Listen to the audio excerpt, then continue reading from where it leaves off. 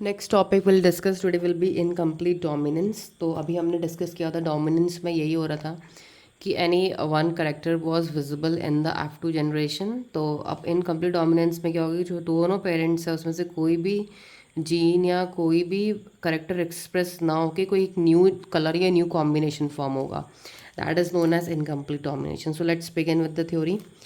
when experiments on pea plants were repeated using other traits in other plants, जब बहुत सारे experiments repeat किए गए, it was found that sometimes the F1 had a phenotype that did not resemble either of the two parents। तो उन्होंने क्या देखा कि जो F1 जनरेशन जब उनकी प्रोड्यूस हुई तो उसमें उनका जो फिनोटाइप था वो किसी भी पेरेंट को रिजेंबल नहीं कर रहा था। मतलब अगर सपोज हम एक पेरेंट टॉल ले रहे हैं, एक पेरेंट ड्वार्फ ले रहे हैं, तो हमारी जो F1 जनरेशन आ रही है, अगर वो जनरेशन ना टॉल एंड ड्वार्फ है, वहाँ पे प्लांट्स हमारी सपोज आ गई मीडियम, जो कि हमने हाइट ली नहीं थी, तो that will be an example of incomplete dominance. This is just for an example, but यहाँ जो हम एग्जाम्पल पढ़ेंगे वो अलग है। सो either of the two parents and was in between the two. तो इन बिटवीन द मतलब उन दोनों के बीच का कोई कैरेक्टरिस्टिक अगर आ रहा है तो इनकम्प्लीट डोमिनेंस होती है। The inheritance of flower colour in the dog flower. तो एग्जाम्पल जो इन्होंने लिया है वो एक फ्लावर कलर में लिया, वो कौन सा फ्लावर लिया है? डॉग फ्लावर लिया है, दैट इज स्नैपड्रैगन और एंटीहीनियम। तो snapdragon is a dog flower is a good example to understand incomplete dominance. So let's see इसमें क्या होता है।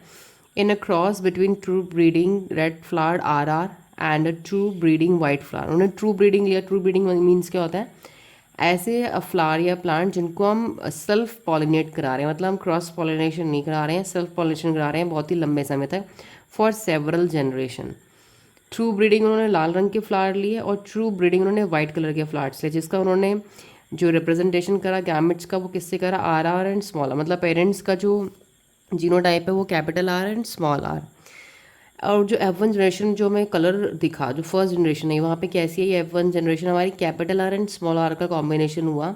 और ये जो कलर्स था फ्लावर का वो था पिंक, बट हमने कलर लिया था red and white, but colour कौन सा आया? Pink.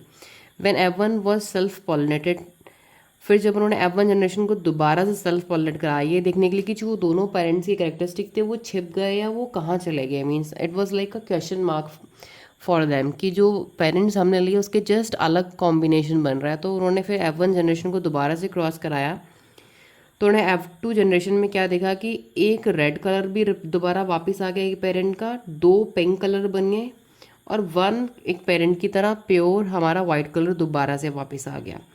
Here the genotype ratios were exactly as we would expect in any Mendelian monohybrid cross। तो ये जो क्रॉस का जो F2 जनरेशन का जो रिजल्ट रेशियो आया वो हमारा बिल्कुल वैसा ही आया जैसे कि जो हम मैंडल ने एक्सपेक्ट किया था।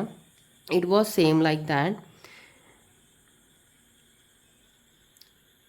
But the phenotypic ratio had change from 3:1 dominant recessive ratio, but जो हमारा फिनोटिपिक रेशियो था वो चेंज हो गया। What happened was that R was not completely dominant over R and it made it possible to distinguish R और S pink from R R and R R. तो इसमें ये था कि हमारे जो ये जीन्स थे वो दोनों एक दूसरे पे कम्प्लीटली डोमिनेंट नहीं थे, इसलिए एक नया कॉम्बिनेशन बन गया। अगर वो दोनों कम्प्लीटली डोमिनेंट होते तो या तो हमारा रेड फ्लावर बनता या तो हमारा वाइट फ्लावर बनता, बट ऐसा यहाँ पे नहीं हुआ।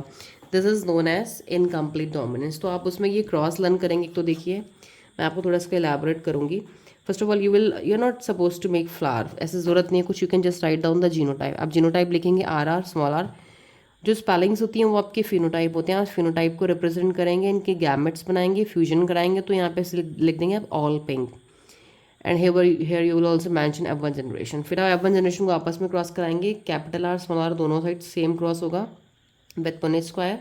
तो आपको चार प्लांट मिलेंगे, चार फ्लावर्स मिलेंगे, एक प्योर, दो प्योर हो गए और दो हमारे लाइक हिट्रोजाइगस, मतलब सेम लाइक मैंडल।